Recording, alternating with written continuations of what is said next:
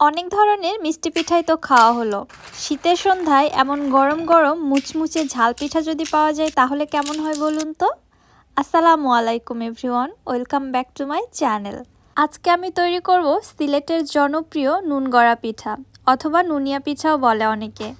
যারা মিষ্টি পিঠা খেতে পছন্দ করেন না তারা চাইলে এইভাবে ঝাল পিঠাটা তৈরি করে খেতে পারেন। পিঠাটা খেতে কী যে মজা, আপনারা না বানিয়ে খেলে আফসোস করবেন। পিঠাগুলি কত বেশি ক্রিস্পি এবং মুচমুচে আশা করছি আপনাদের বুঝতে আর বাকি নেই। চলুন তাহলে রেসিপি দেখে আসি। বিসমিল্লাহ। চুলায় একটি প্যানের মধ্যে নিচ্ছি 1 কাপ নর্মাল ঠান্ডা পানি। দিয়ে দিচ্ছি এর মধ্যে 2টি পেঁয়াজ কুচি, 3 থেকে 4টি দিয়ে দিচ্ছি কাঁচা মরিচ কুচি। আপনারা ঝালটা কেমন খেতে পছন্দ করেন আপনারা আপনাদের ইচ্ছে মতো ঝালের পরিমাপটা কমিয়ে বাড়িয়ে দিতে পারবেন। নেড়ে চেড়ে কিছুক্ষণ অপেক্ষা করছি পানিটা হালকা গরম হয়ে পেঁয়াজ এবং মরিচটা কিছুটা সফট হয়ে আসা পর্যন্ত।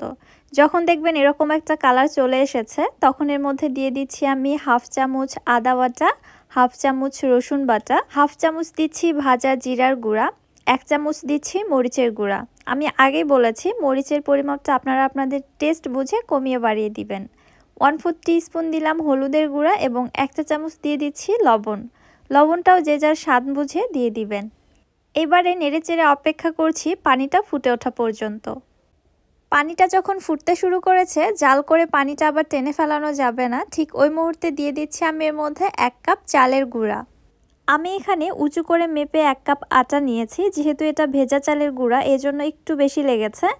আর আপনারা যদি শুকনো চালের গুঁড়া নেন তাহলে কাপের মুখ সমান করে নেবেন। 1 কাপ পানির জন্য 1 কাপ আটাই কিন্তু এনাফ। চালের গুঁড়াটা দিয়ে দেওয়ার পরে নেড়ে চেড়ে আমি এখানে একটি সেমি হার্ড ডো তৈরি করে নিচ্ছি। ডোটা খুব বেশি শক্তও হবে না আবার কিন্তু নরমও হবে না, তাহলে পিঠাগুলো ভালো হবে না। এই পর্যায়ে ডোটিকে একটি ঢাকনা দিয়ে ঢেকে রেস্টে রেখে দিচ্ছি 3 থেকে 4 মিনিটের জন্য। তাহলে দেখবেন ডোটা খুব ভালোভাবে ফুটে গিয়েছে, ডোর মধ্যে আর কোনো কাঁচা ভাব থাকবে না। ঢাকনাটি উঠিয়ে নেওয়ার পরে চুলা থেকে নামানোর আগ মুহূর্তে দিয়ে দিচ্ছি এর মধ্যে আমি ধনিয়া পাতা কুচি। এই পর্যায়ে ধনিয়া পাতাটা অ্যাড করলে ধনিয়া পাতার ফ্লেভারটা যেমন স্ট্রং থাকে তেমনি এর কালারটাও কিন্তু একদম সবুজই থাকে। এইবারে ডোটিকে চুলা থেকে নামিয়ে একটি ট্রের মধ্যে রেখে দিচ্ছি কিছুক্ষণ এর অতিরিক্ত গরম ভাবটা বের হয়ে যাওয়ার জন্য। যখন হাতে টাচ করা যাবে ঠিক ওই পর্যায়ে ডোটিকে খুব ভালোভাবে মুথে নিতে হবে। ডোটা যদি বেশি ঠান্ডা হয়ে যায় তখন কিন্তু ডোটাকে মুথে সফট করা যায় না, ডোর মধ্যে অনেক ক্র্যাক থেকে যায়। সো ডোটাকে মুথে খুব ভালোভাবে সফট করে নিতে হবে। দেখতে পাচ্ছেন আমার এই ডোটা কত বেশি সফট হয়েছে। এখান থেকে আমি কিছুটা লেচি কেটে নিলাম, এই লেচি থেকে এবারে রুটি বেলে নিব। সামান্য একটু আটা দিয়ে আমি রুটিটা বেলে নিচ্ছি। এই রুটিটা বেলে খুব বেশি পাতলা করতে হবে না, পরোটার পুরুত্ব যেমন হয় ঠিক ওই পুরুত্বে এই রুটিটাকে বেলে নিতে হবে। আবার বেশি মোটা করে বেলে নিলে পিঠাগুলো কিন্তু ফুলতেও যাবে না, আবার আমার পিঠাগুলো যেমন ক্রিস্পি হয়েছে অমন ক্রিস্পিও হবে না, ভেজে নিতেও অনেক বেশি সময় লাগবে। পুরুত্বটা কেমন হবে সেটা আমি একটু পরেই আপনাদের দেখিয়ে দিচ্ছি।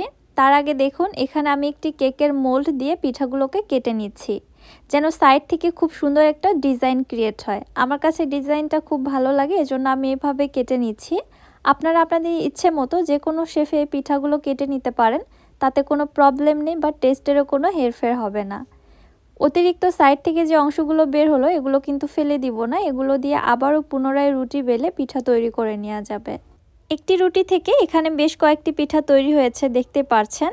ঠিক একইভাবে আমি পুরো ডো থেকে এতগুলো পিঠা তৈরি করে নিয়েছি। আমি একটু দেখাচ্ছি পুরুত্বটা ঠিক কেমন হবে। এই তো দেখুন, আশা করছি বুঝতে পেরেছেন। এবারে তাহলে চলে যাচ্ছি চুলাতে পিঠাগুলো ভেজে নেওয়ার জন্য। এই পিঠাগুলো ভাজতে তেলটা খুব ভালোভাবে হাই হিটে গরম করে নিতে হবে, তারপরে পিঠা ছেড়ে দিতে হবে, তাহলে পিঠাগুলো ফুলবে। তেল যদি প্রপার ওয়েতে গরম না হয় তাহলে কিন্তু এই পিঠাগুলো ফুলবে না। যখন দেখবেন তেল গরম হয়ে তেলের মধ্যে বুদবুদ ক্রিয়েট হচ্ছে তখন বুঝতে হবে তেলটা খুব ভালোভাবে গরম হয়েছে। ঠিক ওই মুহূর্তে পিঠাগুলোকে ছেড়ে দিতে হবে এবং পিঠা ছেড়ে দেওয়ার পর যখন পিঠাগুলো ফুলে আসবে ঠিক ওই মুহূর্তে চুলার হিটটাকে লো টু মিডিয়ামের মাঝামাঝি রাখতে হবে। ওই হিটে পিঠাগুলোকে ক্রিস্পি করে ভেজে নিতে হবে, তাহলে দ্রুত কালারও চলে আসবে না, পিঠাগুলো ধীরে ধীরে ভাজাও হবে সেই সাথে ক্রিস্পিও হবে। আমার এই পিঠাগুলো ভাজা হয়েছে, দেখতেই পাচ্ছেন। পিঠার মধ্যে যেমন সুন্দর একটা কালার চলে এসেছে, একটুও পুড়েও যায়নি বা ডার্কও হয়নি, তেমনই ক্রিস্পি হয়েছে। আওয়াজটা শুনে তো বুঝেই গেছেন। প্রত্যেকটি পিঠা কত সুন্দর ফুলেছে, জাস্ট দেখুন, দেখেই কিন্তু খেতে ইচ্ছে করছে। আপনারা যদি একবার এই পিঠাটি বানিয়ে খান, ট্রাস্ট মি, লোভ সামলানোই মুশকিল, আপনারা প্রায় এই পিঠাটা বানাতে চাইবেন। আমার কাছে তো খুবই ভালো লাগে, কারণ আমি মিষ্টি পিঠা খেতে খুব একটা বেশি লাইক করি না। ঝাল পিঠাটাই আমার জন্য বেস্ট। আমার মতো যারা মিষ্টি পিঠা খেতে পছন্দ করেন না, ঝাল কিছু খেতে চাচ্ছেন, তাদের জন্য তো এটা একাই 100। অন্য কিছু খাওয়ার কথা তো আপনাকে ভাবতেই হবে না। রেসিপিটি আপনাদের কাছে কেমন লাগলো অবশ্যই আমাকে কমেন্ট করে জানাবেন। রেসিপি ভালো লাগলে যারা আমার ইউটিউব চ্যানেল থেকে ভিডিওটি দেখছেন, চ্যানেলটি সাবস্ক্রাইব করে পাশে থাকা বেল আইকনটিতে ক্লিক করে রাখবেন আমার পরবর্তী ভিডিওর নোটিফিকেশন সবার আগে পাওয়ার জন্য। এবং যারা ফেসবুক পেজ থেকে দেখছেন, পেজটিতে অবশ্যই একটি লাইক এবং ফলো দিয়ে দিবেন। আজকের মতো তাহলে বিদায় নিচ্ছি। আল্লাহ হাফেজ।